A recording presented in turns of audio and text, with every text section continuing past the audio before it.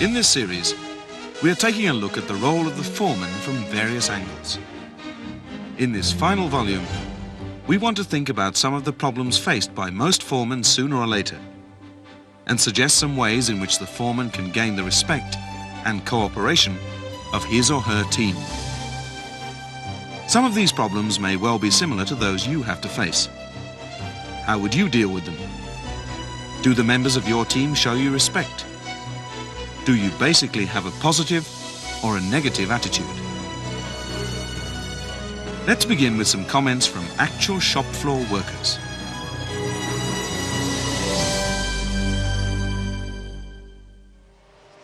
Well, I'm always trying very hard, but there are times when things don't work out very well. I can understand why the foreman gets angry, but I think he should at least listen to what I have to say.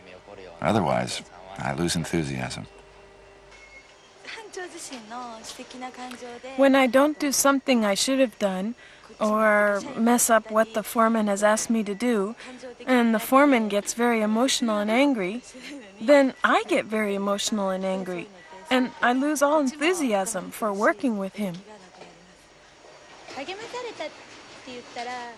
Well, there was one time when I made a little mistake, which turned into a big problem. I was really feeling down, and I know the foreman was angry, but he told me not to worry and was very kind to me. That encouraged me a lot, and I thought, that's the type of foreman I like. Someone who understands that everyone can make mistakes, but does his best to help us do the work well.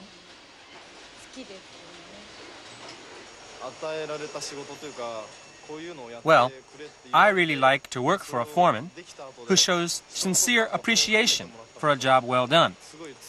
That makes me work harder.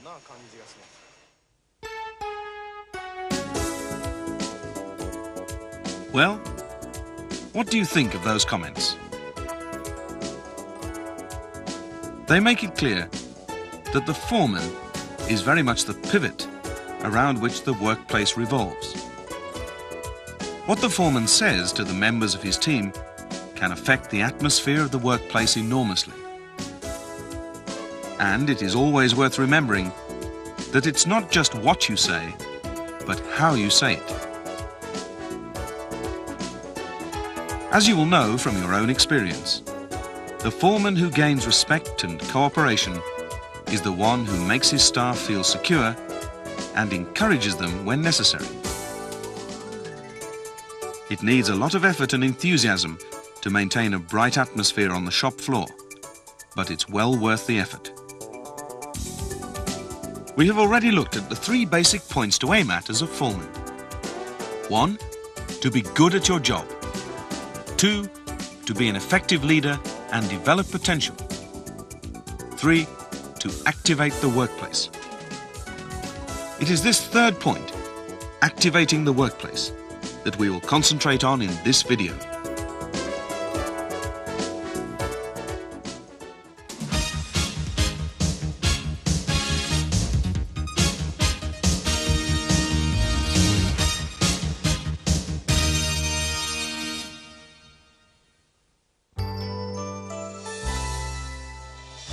It may be useful to think of the workplace as a mirror which reflects the character, efforts and enthusiasm of the foreman. Workers are very sensitive to small changes in the environment, and probably much more than you think, they will notice any variations in your attitude and behavior quite clearly. The well-functioning or active workplace can only exist if the foreman is putting in the right kind and right amount of effort.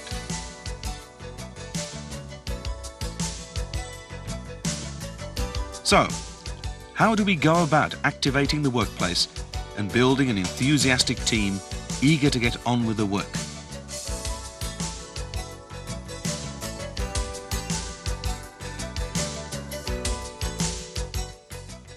Most people have an experience of setting up a bonfire. So let's look at the important points using that as an example. The only way a bonfire will burn well is if you start off with the proper dry materials.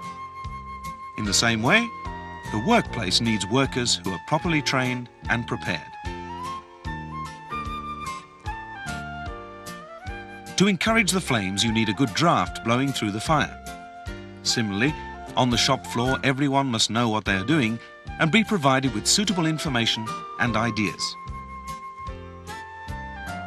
A fire must be built up properly so that it doesn't disintegrate. In the workplace, everyone must be thinking along the same lines. When the ashes pile up, they should be cleaned out. In the workplace, we need to get rid of complaints and improve the general atmosphere.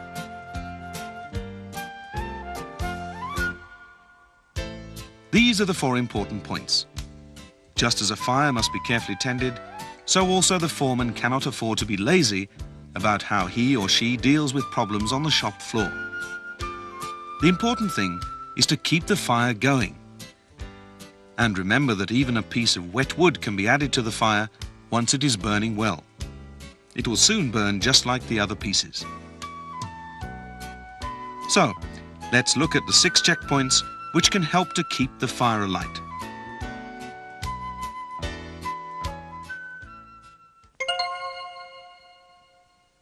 In order to activate the workplace, you as the foreman need to be able to 1. Communicate with your staff. 2. Do what you say. 3. Give complete information. 4. Delegate properly. 5. Be fair and honest. 6. Use positive language. Let's look at each point in turn.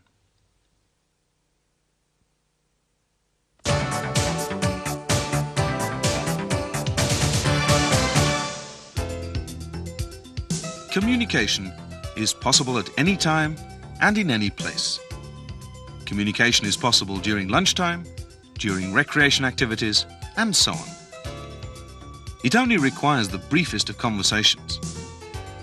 Of course, you will often be very busy, but it's a good idea to seize any chance that offers itself.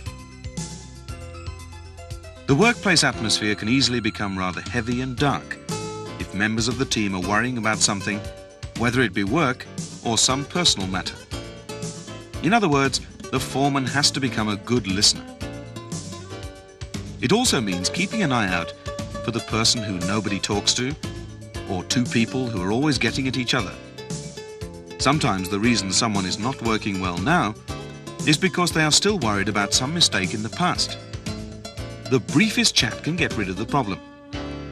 You will find better cooperation if your team all think that you are prepared to listen and really understand them well.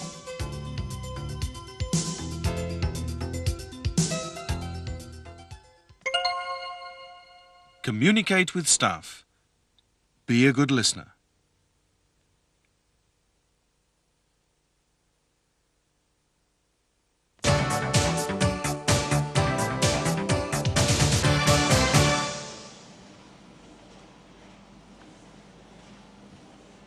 Excuse me, I'm sorry, but this is broken. Could you fix it for me?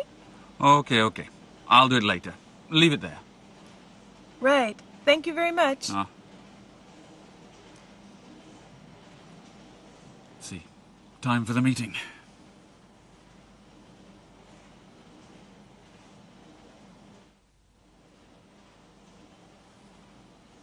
Excuse me, have you fixed it? Eh? What? Oh, that.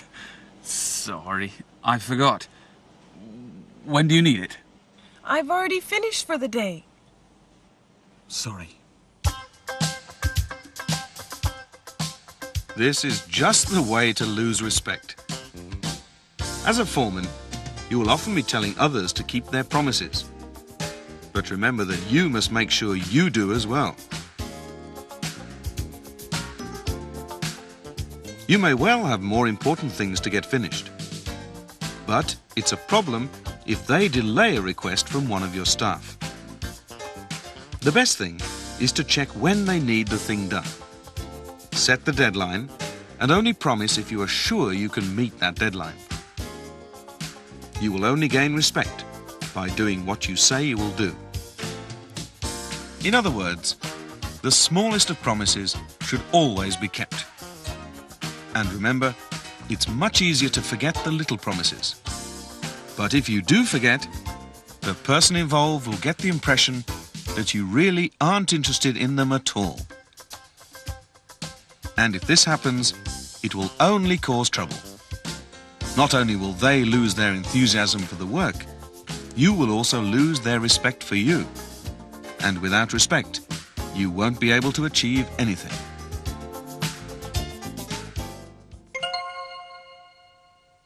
Do what you say. Make a deadline for all promises. Even small promises must be kept.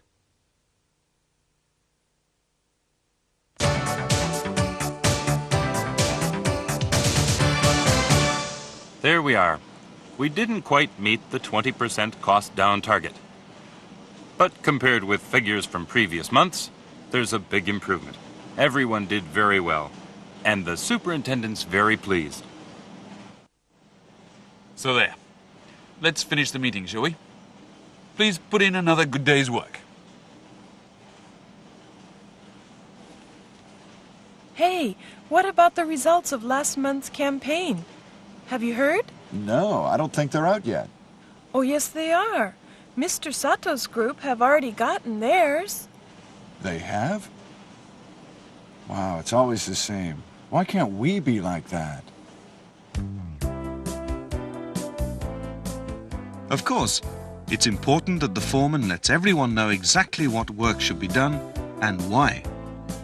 Then everyone will work as one and productivity will increase. But in order to activate the workplace, the reporting of results may be even more important. It's no good getting angry with workers who don't report properly to you if you don't report back to them.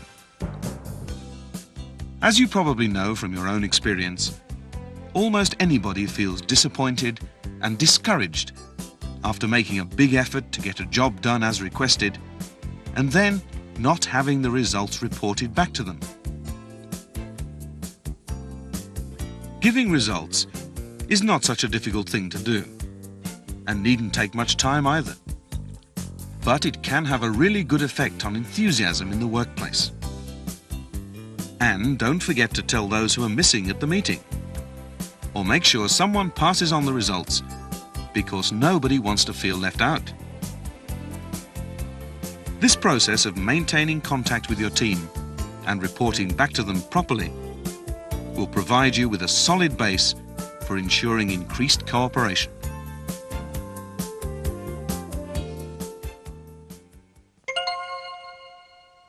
Give complete information. Remember to report all results to staff.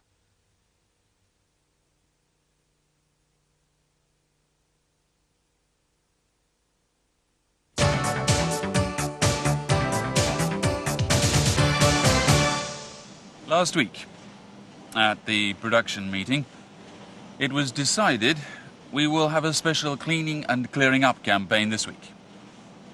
Now I've decided that Fuji will be the leader in our team. I'm very busy today, but I'll join you tomorrow. During the week, members of the committee will be carrying out checks, so please get on with it immediately and keep on your toes. As I said earlier, this is a full-scale cleanup campaign we're doing this week. You must not only clear up just around you, but also sort out all the tools and equipment. And Hara and I will make up a list of what everyone should do. So please check the list. That's all.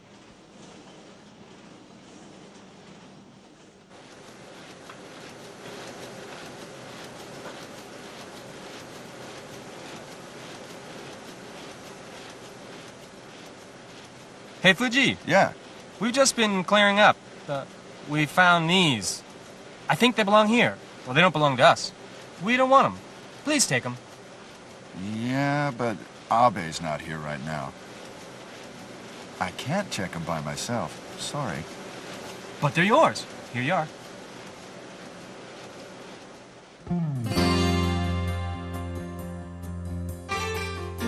We We've already discussed the importance of delegation. But there is an important point to bear in mind. Delegation doesn't mean just dividing up the work. It means discussing things with staff in advance and sharing the problems with them. Teamwork will be much improved if appropriate roles are allotted to everyone and they're made to feel that the workplace belongs to the whole team.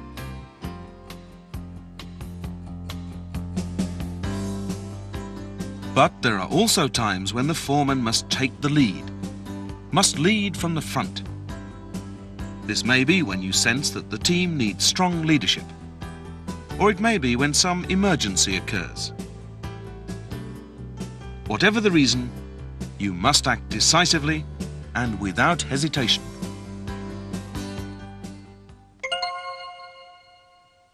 Delegate properly. Discuss with staff in advance. Allot roles to everyone.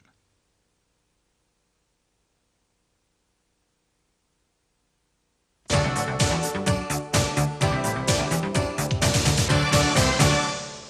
Emmy, how are you enjoying your work here? From the reports I've been receiving... Ah, he really has his favorites, doesn't he? Yes, he does. Next time he asks us, let's tell him to ask one of his pets, eh?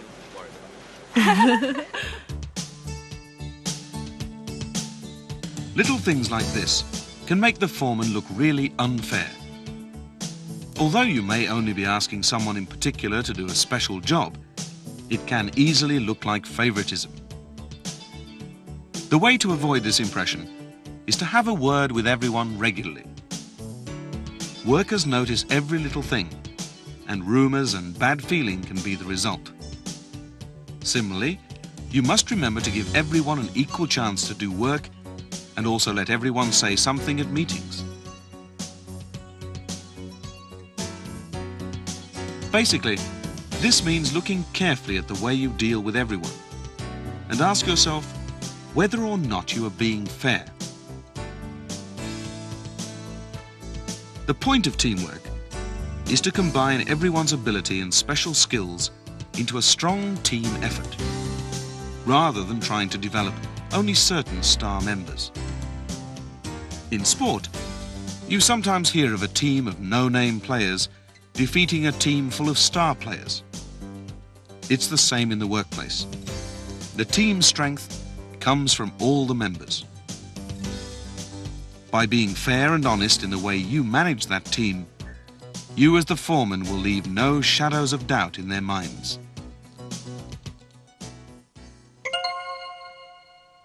Be fair and honest. Take care distributing work. Give everyone the chance to express opinions.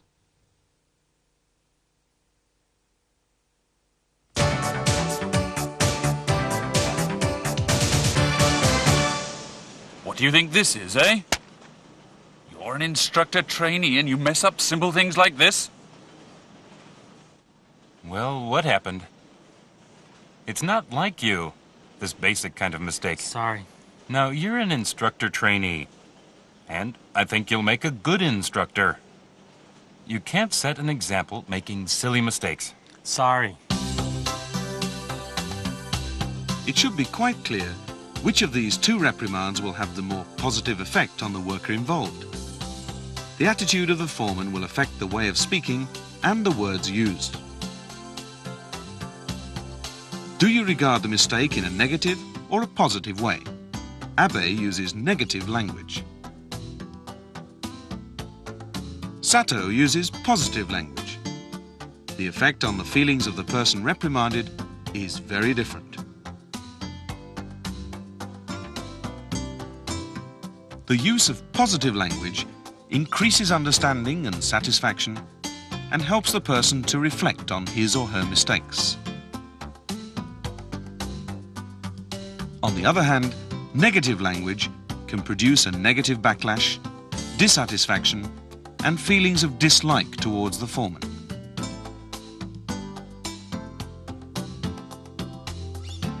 The foreman needs to think carefully before speaking and remember these 2 points. When you are praising someone, look pleased. show that you expected them to produce good work. In short, you have to train yourself to react in a positive way. Then you should find the workplace atmosphere gradually changing for the better.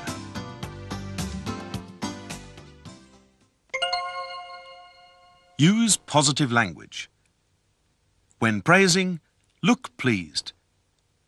Show that you expected good work.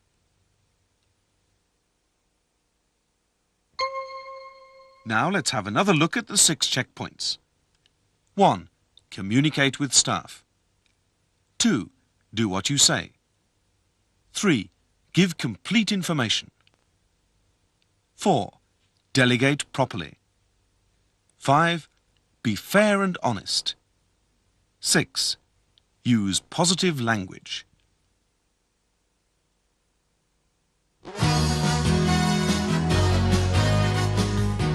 So, what conclusion can we draw from looking at these 6 points?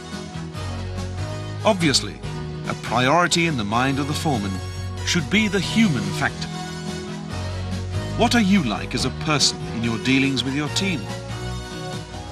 In many ways, that is more important than whether you are very clever or a smooth talker.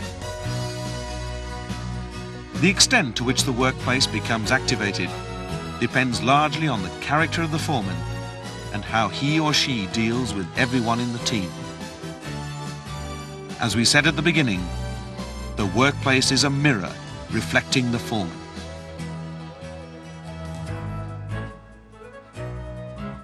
We hope you have enjoyed this look at the role of the foreman and that you will have found many points to think about and discuss with your colleagues.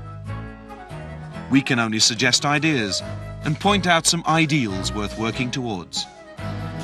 The reality of your shop floor may be similar to the one we've examined in these videos. It may be rather different, but the problems everywhere are very similar.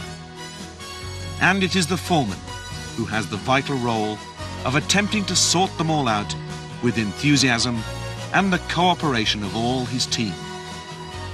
We wish you luck in a challenging job.